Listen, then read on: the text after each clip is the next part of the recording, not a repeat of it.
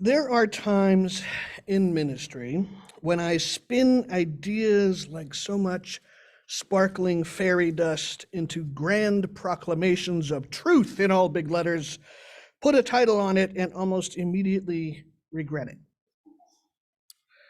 Not because the truth is not true, but because the title lands like a bumper sticker collection of letters representing something so complex and tender that it defies easy definition. Spiritual growth does not fit easily onto a bumper sticker. To describe the concepts of necessary vulnerability in language that will fit on the cover of the order of service or on our sign out front with its limited space and limited letters, well, that does all of it a deep injustice. It seems to land in the middle of the thing, as opposed to at the beginning, which of course is where we need to start. In each of our lives, we develop and carry with us various kinds of emotional armor. Some we develop as children to protect us from bullies or abusers or from other kinds of monsters that go bump in the night. As children, we develop complex rituals that, through the magical thinking of childhood, will keep us safe. If I leap from the edge of the carpet into the bed without touching the bare floor, the monster under my bed cannot touch my feet. If I pretend to be sleeping, perhaps my abuser will not bother me.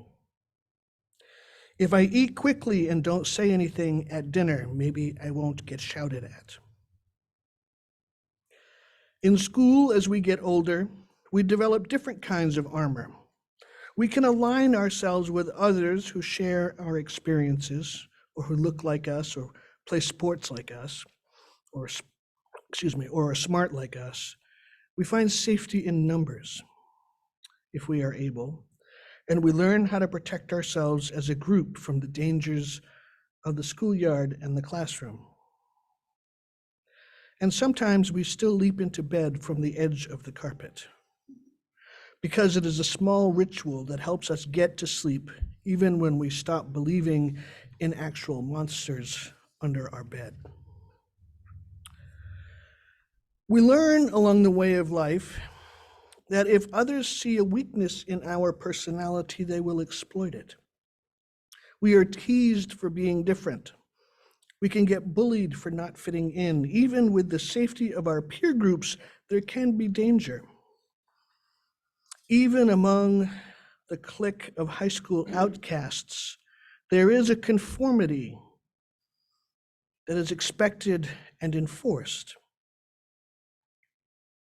If one of the college-bound kids, for instance, develops a romantic interest in one of the Votech kids, both sets of peer groups and likely both sets of parents will respond to bring the errant members back into compliance with the rules of their group. This is tribalism. It allows for survival within a community, even as it stifles us and our individuality. We learn to shift ourselves in subtle ways to accommodate the requirements of each social situation we encounter. Sometimes our survival requires us to compromise our values in ways small or perhaps not small. But we need our armor so we don't get hurt. As we move through life, we add new layers of armor. Some of the early ones we can let go. We don't need to leap into bed from the edge of the carpet any longer. But we do need to conform in certain ways to survive and succeed in our workplaces and social areas. The dreams we may have had as children of being adults free to do whatever we want, to soar and glide and move about without fear in all parts of our lives, those dreams get adjusted, edited, compressed perhaps, squashed down into something more realistic, something achievable, something smaller. We contain ourselves into small boxes or cages that keep us safe from the hurts that fill the world around us.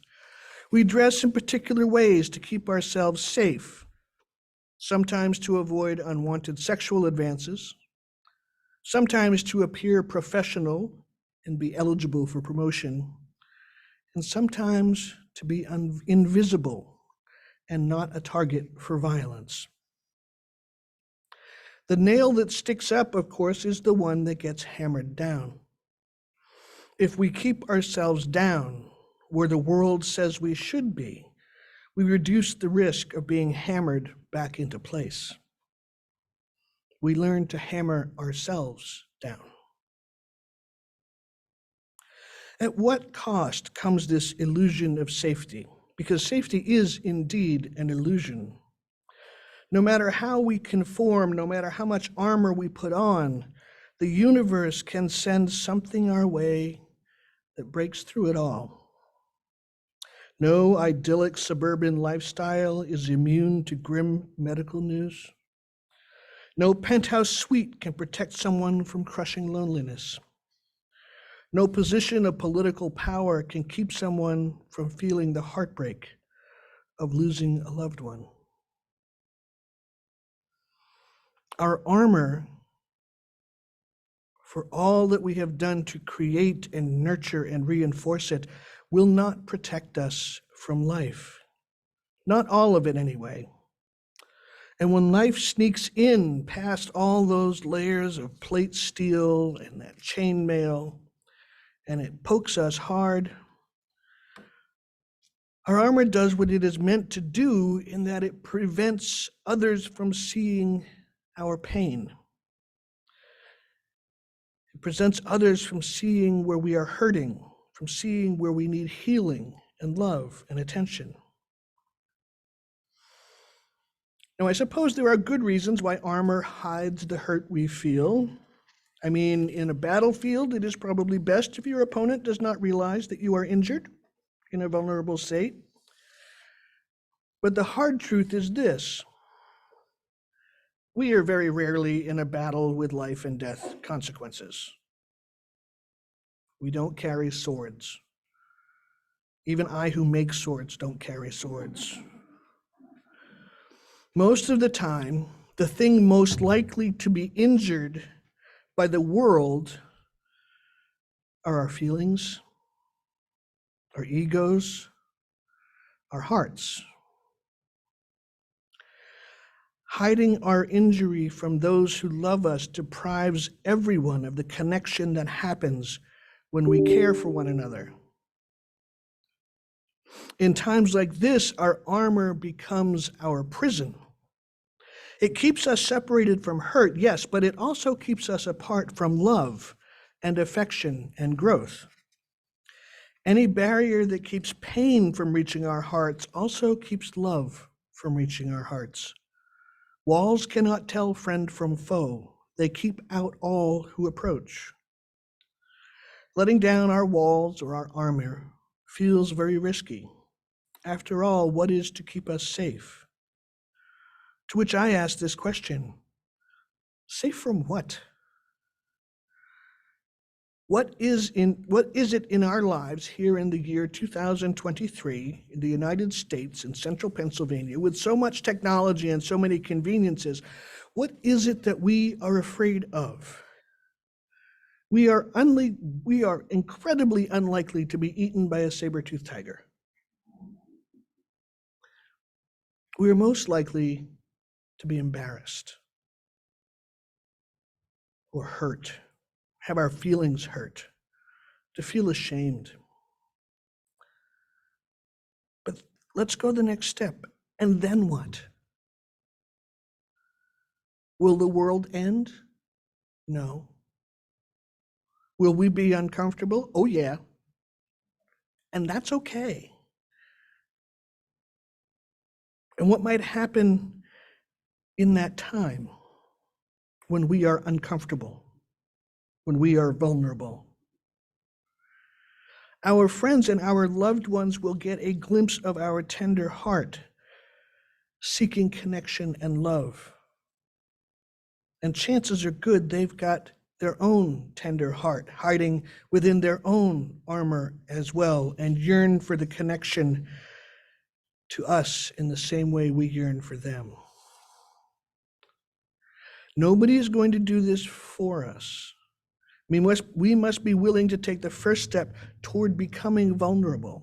Brene Brown, God bless her, has made a cottage industry around accessing and becoming empowered by our own vulnerability.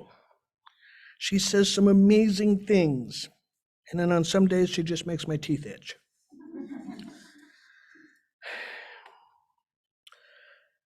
I cannot tell you how to peel back the layers of your own armor in a way that works for you. I can only encourage you to do so. I suggest that you start in a safe place with someone you trust and work from there, but that's really all I can offer. This work is simple, but not easy, like a marathon.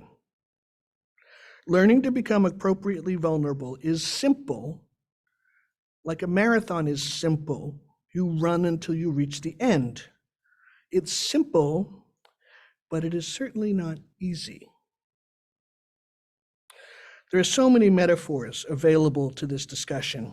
Our emotional and spiritual armor becomes like a cage, a fish tank that limits the growth potential of its little fishy tenants, a pot that restricts the growth of a plant seeking to spread its root deep and wide so it can grow and thrive and bloom.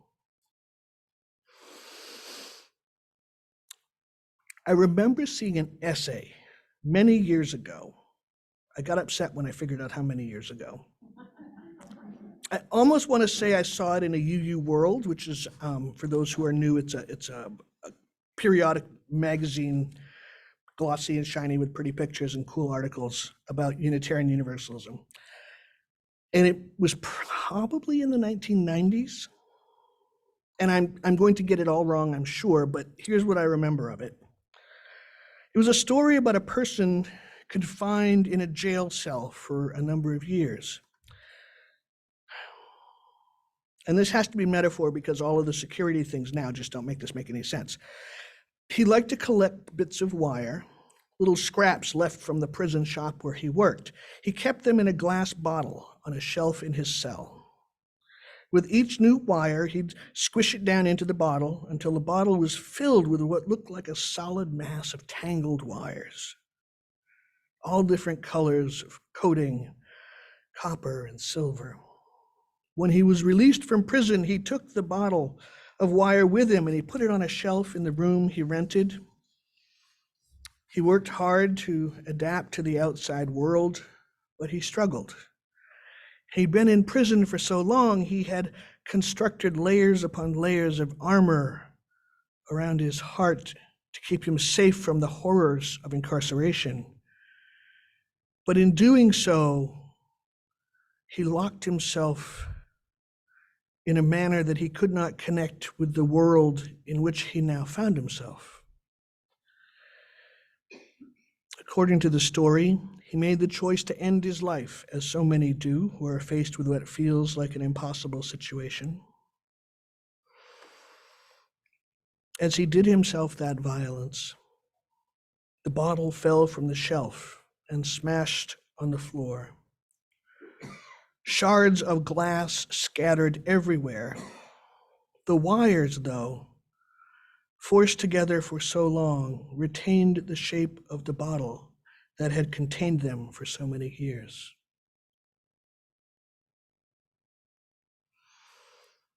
Armor and walls can keep us safe for a long time, but eventually they become like prisons or bottles, keeping us from growing beyond the space that they contain. I pray for each of you and all of us to embrace gently the work of opening up to spiritual growth and the connections that make life good. To delay serves no purpose. Blessed be and amen.